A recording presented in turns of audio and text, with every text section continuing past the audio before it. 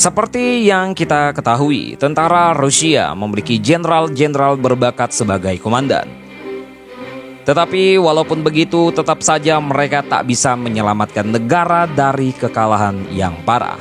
Hari ini kita akan membahas 3 jenderal top Rusia pada Perang Dunia Pertama.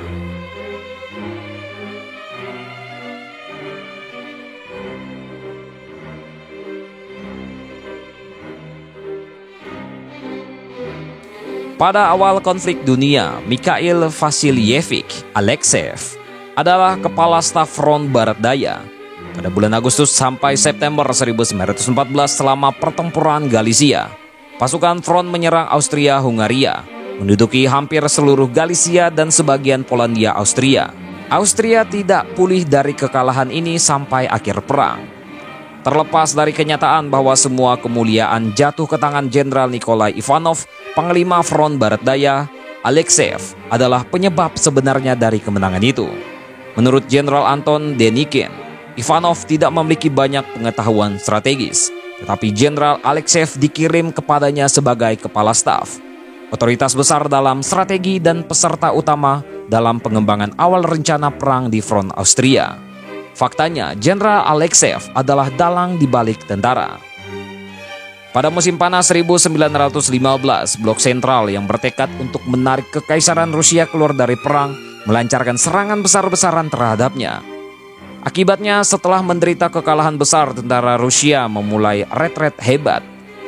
Terlepas dari kekurangan amunisi yang akut dan kelelahan yang luar biasa di antara para prajurit dan perwira, Jenderal Alekseev yang memimpin front barat laut pada saat itu mampu membuat mundur pasukannya secara terencana, teratur, dan yang paling penting tepat waktu tanpa membiarkan musuh menyerang, memotong mereka atau mengelilingi mereka. Pada tanggal 18 Agustus 1915, Alekseev diangkat oleh Nicholas II sebagai kepala staf panglima tertinggi. Mikhail Vasilyevich secara efektif memimpin pemulihan dan pengisian kembali pasukan yang terkuras, meningkatkan peralatan teknis mereka. Dia secara langsung berpartisipasi dalam perencanaan salah satu operasi ofensif terakhir yang berhasil dari tentara Rusia dalam Perang Dunia Pertama, yang disebut dengan terobosan Brusilovski di Volyn, Galicia dan Bukovina pada musim panas 1916, yang terakhir dengan kekalahan besar bagi Rusia, pasukan Jerman, dan Austria. Setelah revolusi Februari 1917 dan runtuhnya monarki, Alekseev diangkat menjadi panglima tertinggi tetapi segera berkonflik dengan pemerintah baru. Sang jenderal berdiri teguh menentang demokratisasi tentara yang diprakarsai oleh pihak berwenang, yaitu penghapusan komando satu orang yang seharusnya meningkatkan moral tentara, tetapi pada akhirnya menyebabkan keruntuhan yang cepat dari angkatan bersenjata, hingga pengunduran dirinya pada 21 Mei 1917. Mikhail Vasilyevich melakukan segala upaya untuk mengembalikan ketertiban dan disiplin kepada pasukan, tetapi tidak berhasil. Alexei Brusilov. Perang Dunia Pertama dimulai dengan kemenangan untuk Jenderal Alexei Alekseevich Brusilov, Komandan Angkatan Darat ke-8 Front Barat Daya. Pada musim panas 1914 selama pertempuran Galicia, pasukannya mengalahkan pasukan Austro-Hungaria, mengambil 20.000 tahanan, pindah ke 150 km ke Galicia dan menduduki kota Galich. Komandan merawat prajuritnya, makanan dan peralatan mereka, mengingat itu adalah salah satu tanggung jawab utamanya. Pada saat yang sama, dia tidak pernah ragu untuk mengambil tindakan hukuman yang brutal jika situasinya menuntutnya. Selama berencana melakukan retret hebat musim panas 1915, perintah berikut dari Brusilov muncul. Seharusnya tidak ada belas kasihan bagi orang-orang pengecut yang meninggalkan barisan atau menyerah. Tembakan senapan, senapan mesin, dan meriam harus selalu diarahkan pada tentara yang menyerah, bahkan jika itu membutuhkan penghentian tembakan terhadap musuh. Kita harus bertindak dengan cara yang sama pada mereka yang mundur atau melarikan diri, dan jika perlu penembakan massal harus dilakukan. Yang berkemauan lemah tidak memiliki tempat di antara kita dan mereka harus dimusnahkan. Terobosan Brusilovski adalah momen tertinggi dalam karir Alexei Brusilov saat memimpin Front Barat Daya pada musim semi 1916. Dia memutuskan untuk menerobos pertahanan berlapis-lapis pasukan Austro-Hungaria dengan serangkaian kuat dari semua pasukan yang dimilikinya di beberapa daerah secara bersamaan. Tertegun musuh tersesat, dia tahu ke arah mana harus memperkuat pertahanan dan kemana harus membuang cadangan mereka. Jerman dan Austria memiliki sekitar 1,5 juta orang yang terbunuh, terluka, dipenjara atau hilang. Mereka terpaksa menyerbu cadangan mereka dari front lain yang membebaskan Prancis di Verdun dan menyelamatkan tentara Italia dari kekalahan yang akan segera terjadi di Trentino. Selain itu, terinspirasi oleh keberhasilan Brusilov, Rumania memasuki perang di pihak Entente.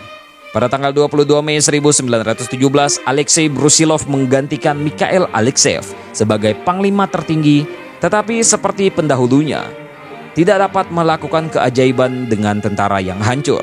Setelah gagal dalam apa yang disebut dengan serangan Juni, ia digantikan oleh Jenderal Laver Kornilov. Nikolai Yudenik. Pada tanggal 29 Desember 1914, tentara Utsmaniyah ketiga yang terdiri dari 90.000 tentara mengepung kota Sarikamis di wilayah Kars yang sekarang adalah Turki. Di luarnya terdapat rute langsung ke jantung Kaukasus, Rusia. Pasukan Rusia yang sekitar 60.000 tentara tidak hanya kalah jumlah dengan Turki, tetapi juga dibiarkan tanpa kepemimpinan. Komandan Jenderal Angkatan Darat Kaukasia, Alexander Michailevsky, panik dan dengan cepat melarikan diri dari kota, meninggalkan tentaranya pada belas kasihan nasib.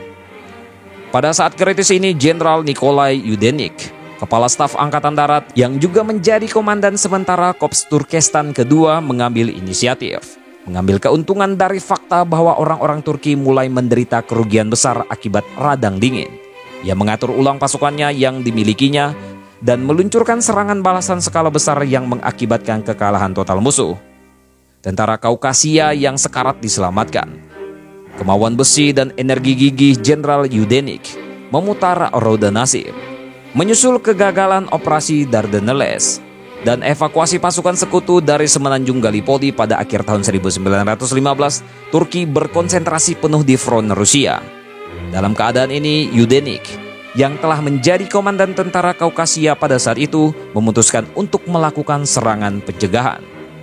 Pada awal Januari, pasukan Rusia melancarkan serangan besar-besaran, menggulingkan musuh mereka yang tercengang, yang percaya bahwa tidak akan ada pertempuran di musim dingin di bagian depan ini. Tentara ketiga Kekaisaran Ottoman dibentuk kembali dan dibentuk juga dalam jumlah sekali lagi dikalahkan. Orang-orang Turki sedang mundur ke kota Erzurum yang dibentengi dengan baik, melindungi jalan masuk ke Asia Kecil. Pada malam 12 Februari, yang mengenakan jubah kamuflase putih, tenggelam di salju dan berjuang melewati hujan salju lebat, memulai serangan. Karena sangat sulit untuk melihat penyerang dalam kondisi seperti ini, tembakan Turki sangat tidak efektif. Musuh mundur di bawah serangan pasukan Rusia yang merebut benteng demi benteng. Pada pagi hari tanggal 16 Februari, mereka menduduki Erzurum yang penting secara strategis hampir tanpa perlawanan. Tentara Kaukasus tetap menjadi salah satu tentara Rusia yang paling siap tempur.